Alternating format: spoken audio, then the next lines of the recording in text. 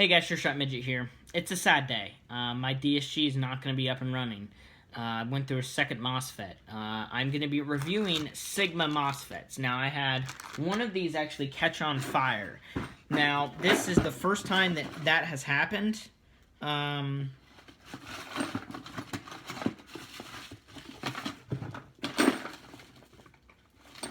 see, where did it go? Here it is.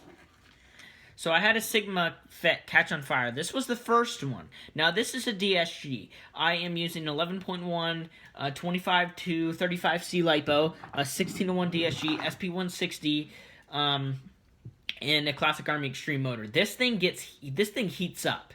Now that is what was causing the issues. Now the first one caught on fire, as you can see. Now he was like, he offered me a refund or a replacement. And I said, you know what? I'm going to give a replacement a try. So he sent me a replacement the next day, actually, because it was Sunday. He sent out Monday. Or did he send out Tuesday?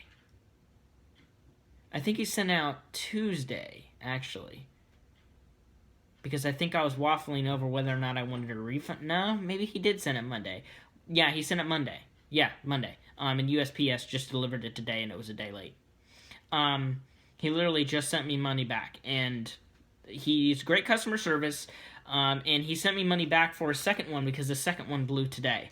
So he lost money, and I feel bad about that, but there's nothing I can do. I need to get a high quality MOSFET like a BTC, and I need any money I can get. So he sent me the refund already. Thanks so much. And in return, I'm gonna review your MOSFET because it's a nice FET. Just do not put in a DSG, please. He said he put one in his DSG and it worked. So maybe he's using a weaker spring, or my shimming was pretty good because shimming can make a world of a difference. But my shimming was pretty good, so I cannot pin it down to shimming. He may be using a better motor. So I'm gonna review this. So basically, these are $15. Now, you have to wire this in yourself. So they're very cheap, and they're perfect for SSGs. I have one in this gun. This is my brother's G&P M4. I have one in my ICS SSG, and one in my... no, that's it. I have a Nuke FET in my MP5. And I'm putting this one in Billy's gun. Putting this in your gun, Billy. I'm putting his KWA SR7. Now, that's going to be great. His trigger response is going to go up with this over no MOSFET at all. So, basically, I'm not going to go over the basics, like why a MOSFET, not a MOSFET. Well, if you're using 11.1 LiPo, a MOSFET will protect your trigger contacts, it will increase rate of fire and trigger response.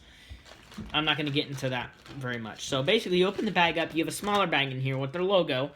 This is the Sigma FET. I don't know if he works at the shop. I think his friend just works there, and this guy makes his FETs. If you want one, message me, and I will tell you how to get in touch with him, or I can order it for you and like get your address and kind of swap info. If you want one of these and you don't know how to install it in your gun, you can ship your gun to me. Now, that's probably going to be cheaper overall, even. If you're across the United States and you ship USPS, if you tear your gun down or just send the lower, if you just send the lower, you're looking at $10 to $15, even cheaper if your gun is small. You know, it just depends. And it depends on how you ship it, too. It could be $10 to $15. About there, that's roughly. Could be even cheaper. Could be more expensive, depends on how you ship. You could send that to me and then pay me $15 for the FET and then $10 for me to install it, 10 to 15. And if it's a version 2, probably 10, but if it's different, I'm going to have to wire stuff differently. So, but if it's a version 2 M4 rear wired, I could probably even front wire this, but rear wired is the way to go, really. So, yeah, I'd charge $10 to $15 just to install it, and then $15 for the unit. I can wire it to Dean's, I can wire it to the rear, the front. Again, the rear is the best. I can do really anything. Now, the Gen 2s have thinner wires, and the Gen 2s also come with the wire that you need to wire from the trigger contacts to the motor, where the Gen 1, he did not include that at all, so you actually had to have wire. And I had wire laying around, and I used my wire for this gun and my SSG. This is the Gen 2 now. Gen 2 comes with the red wire, like I said, to go from the trigger contacts to the motor. It also has heat shrink and then motor tabs. So he's including a lot of heat shrink too. So you have enough heat shrink for your Dean's connector when you put it on there, your motor connectors, and you actually have extra left over, which is fantastic. Always love that. And in fact, I actually use one of these to put my shims in because it's a perfect bag. Where the heck did that go?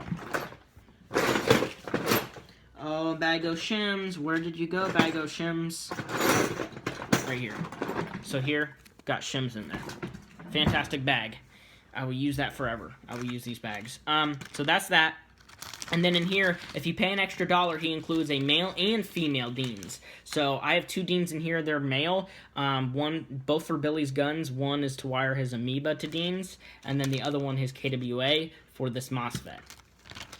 The Mosfet has a yellow signal wire that is very thin, and it also has one wire that goes, the black wire goes from the FET to the motor, and then the red wire in here goes from the FET to the trigger contacts, and this red wire goes from the contacts to the motor. So that's how that works.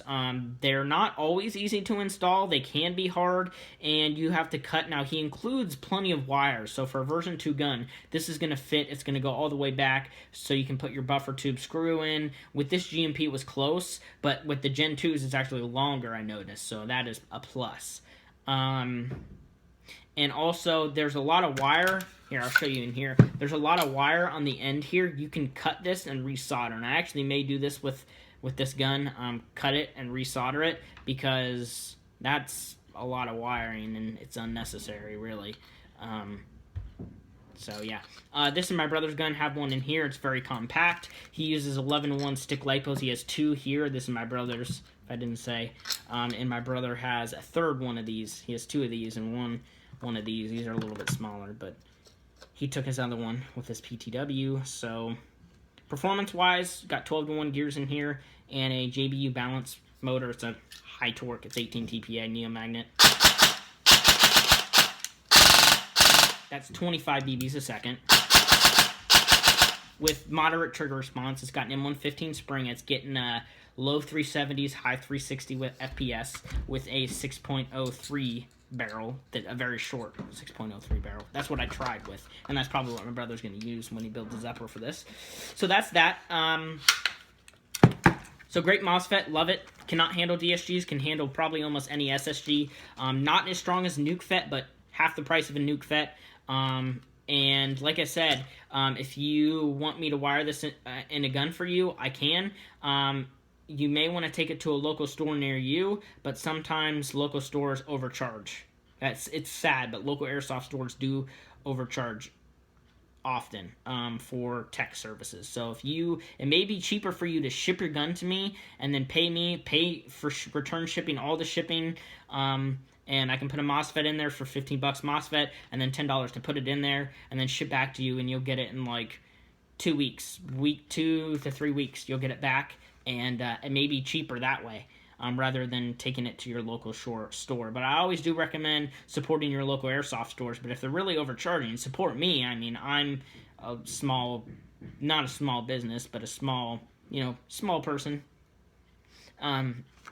So that could be taken in different ways. Take it in the most mature way.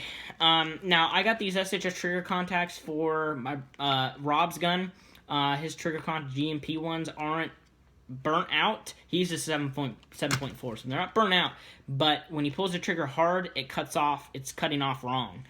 So I'm going to put these in there, wire those in probably next week. SHS contacts are alright, they're cheap. We'll see how that works out. If it cuts off properly, I'm sure it will. Because it's just the contacts that are causing the cutoff issue. So I'll install those in, and this is going in Billy's gun with his KWA contacts. Even if his KWA contacts I'll clean them off, but even if there's a little bit of arcing there, with the MOSFET, it will prevent it from getting any more arcing. So even if there's a little bit, it should be fine. Unless it's like lagging when you pull the trigger, because if you have a lot of arcing, your gun will lag when you go to fire it. So thank you for watching, guys. I ordered some parts for my PTW, so they will be here Saturday. So I actually may have my PTW up and running, and I got a steal on the electronics. Now they're G&D electronics, so they're not the best, but I may be using my airsoft surgeon Mosfet in here, so we'll see how it turns out. I just want to get up and running, like, even if the quality is not the best, you know, if I can get up and running, fantastic. I will totally be happy, and I will make a video on it once I get it up and running. So you may see a video on this, you may not. Again, with my DSG, I got to order an O-ring nozzle and try to find an ASCU MOSFET or BTC. G&G screwed me over on their ETU MOSFET. I've been waiting 9 business days and still haven't gotten it back. They said they'd send me the broken one back, and I still haven't gotten it. Actually, today may have been the 10th